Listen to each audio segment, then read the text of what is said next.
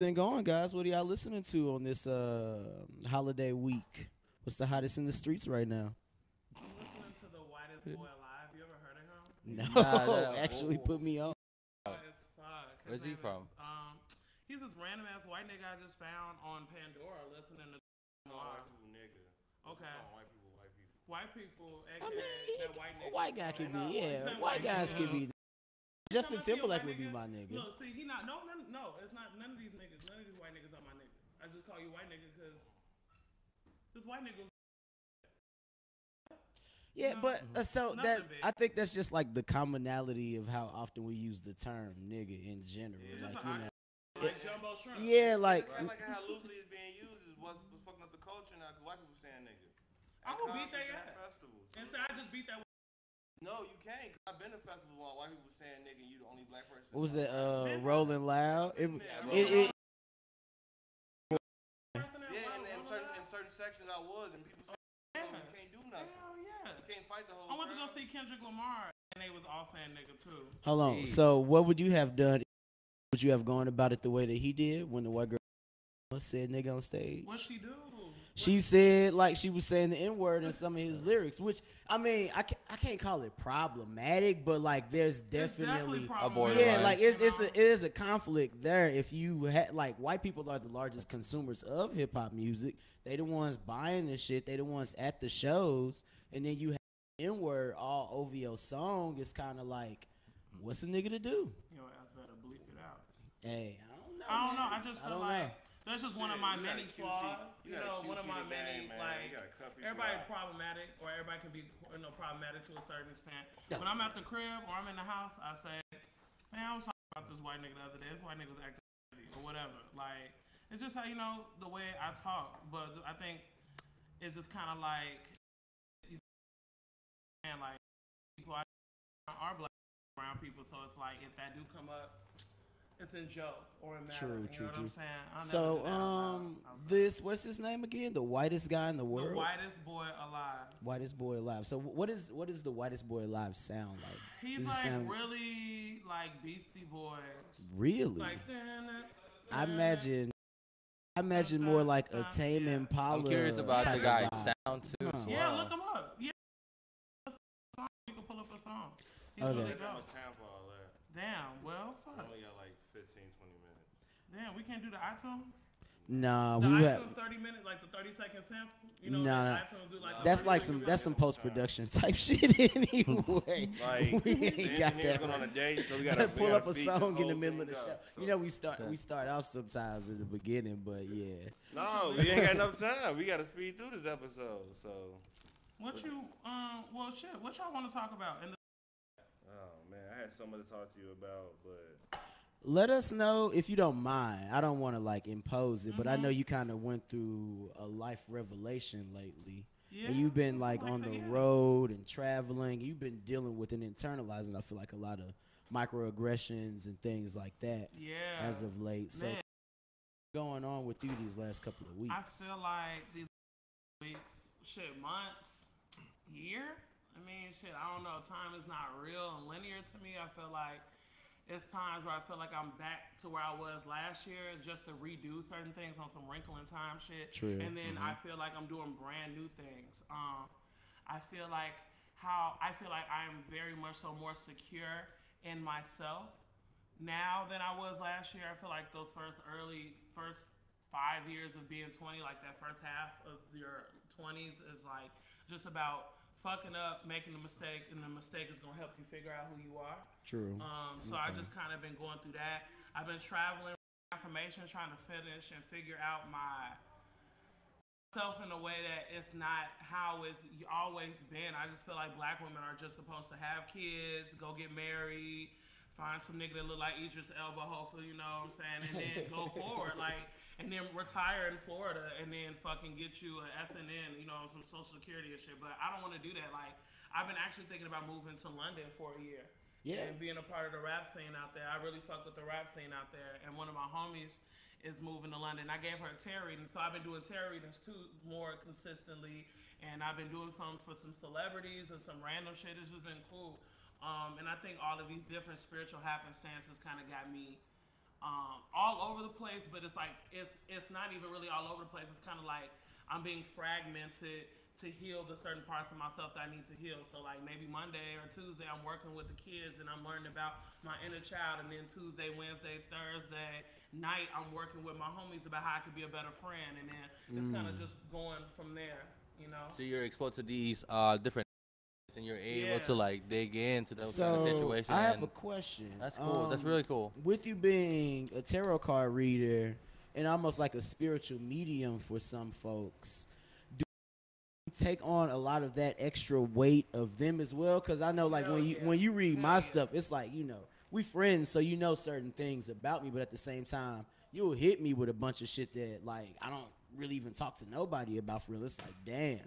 But I also know I'm not also the most talkative person. I would imagine there's people that you read like a book, and that's just like telling you everything that they got going on and up in their situations. How do you cope with that? I don't do readings after 6 p.m. Clean. I don't do readings before noon or 11 o'clock. Most of the time when I do readings, I space time in between. So like if I have a reading at 5 o'clock, then I wouldn't have a reading at 4 unless it's like, I kind of have it that way on some schedule shit. On some schedule shit, I feel like that's kind of how it is. But outside of that, most of the time, I'm doing saging, I'm clearing energy, I'm keeping tab of time. And sometimes I go over, like, if somebody has an hour session with me and I really feel like me and them need to dig this shit out, we might end at an hour 16. I've had readings where I have a black woman, older black woman, a mom who comes in, and she brings her cousins, her daughters, and we'll all sit there and be there for like 3-4 hours. It kind of just depends on the person. True. Sometimes I have a heavy-ass 30-minute reading, and sometimes I have a reading that lasts an hour, 2 hours, and I feel like I'm on the top of the world. Jesus Christ, okay. So I just work with spirit. Like if spirit needs me to work with somebody for 2 hours because I don't know the next time this person will be able to financially book me again work with me, period, because it's not about money. It just... My mentor, who is Jamila Woods' mom, she taught me how to read tarot. Really? Yeah, a black woman taught me how to read tarot. Like, the shit wasn't creepy, like, bring your ass behind this curtain and shit, ooh, the spooky sounds and fucking smoke screens and shit. Like, no, we sat at her kitchen table. She made soup.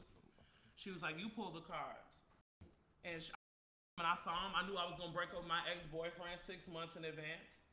But I was so fucked up that I couldn't. Saw it in the cards, and I knew already that we didn't need to be together. That's another problem with tarot, is people like to blame the tarot reader for what you already knew. If you have a drug addiction, you knew that already. If it came up, you just knew that already. You just didn't want to bring it up. Or it could be something as simple as like, oh, you and this person just don't have the relationship y'all need to thrive. You need to thrive, so you fuck around and be holding off on that because you just don't, your ego wants to hold on to a person, even though your spirit already knows, you know, the answer. Your spirit already knows the answer. So it's kind of like, tarot is a tool, an artistic tool for me because I'm a visual learner, period. So it's like I use the artistic art, the paintings, the words, the numbers to read what I'm seeing. And sometimes it comes out real easy. And then sometimes I'm battling with people's spirits. For certain people's spirits don't want me to know shit. But I'd be like, move your ass out the way, I got it. Right. That's very interesting. So. And I know you said you were kind of taking a break from that for the month of July, but people can still reach out to you for those. How do people contact you for those? I've been using my email right now. My Instagram is still live right now. I'm kind of all of my social media and come back. I feel like where I'm at in my healing and spiritual practices, that it's time to go in the cocoon. And I've talked to a couple of my mentors, and a couple of different readings I've done have kind of like signified that it's like really time to get into the cocoon and come out the way I know I need to. And yeah, I'm gonna take a lot of time to just be on some healing shit. So email is definitely perfect, JasmineBarber18@gmail. So teaching, that's how people reach me for teaching, booking, hosting, whatever. But tarot is kind of be doing that through there too. Okay. And all right, about the music, can you let us know a little bit about that? I know that you're a nice MC. You started off as a poet. So like, how did all of this come about? Were you a rapper first? How old were you? Like, you know, fill us in on that. I was a poet first. Okay. And I did poetry damn near from like 5th, 6th grade all the way to high school. college. Ooh, I was okay. vice president of my poetry team in college. Okay. And I played basketball for them too. So I ended up having to leave the vice president position because my biology grade was trash. Oh my God. I was a bio major, gang science major, blackpeopleinscience.net. I love science. I love science to this day. I love Jurassic Park. I was trying to be a veterinarian, like all type of shit like that. So I was doing that on the side, and I actually hated playing basketball. I just feel like my mom and my dad forced me to play because they saw. And like also I'm tall as fuck, so they were like, nigga, somebody gotta give you a scholarship, nigga. Right. And I did get a lot of scholarship offers and shit like that, but I wasn't happy with most of them, or they wasn't in the field. It might not have been enough. I don't know. I feel like I got into poetry because I really needed it. I got bullied. Yeah, I got bullied. I like boys and shit. Boys stressed me the fuck out. I just ended up writing about them when I was younger, and then I ended up growing up and being like, damn, I really want to do this. And I tried out for the Louder Than a Bomb poetry team here. Yeah, LTAP. Earlier, before I even started working for YCA and all that other shit. And my homies was like, yo, you need to join the team. My history was the fucking coach. Clean.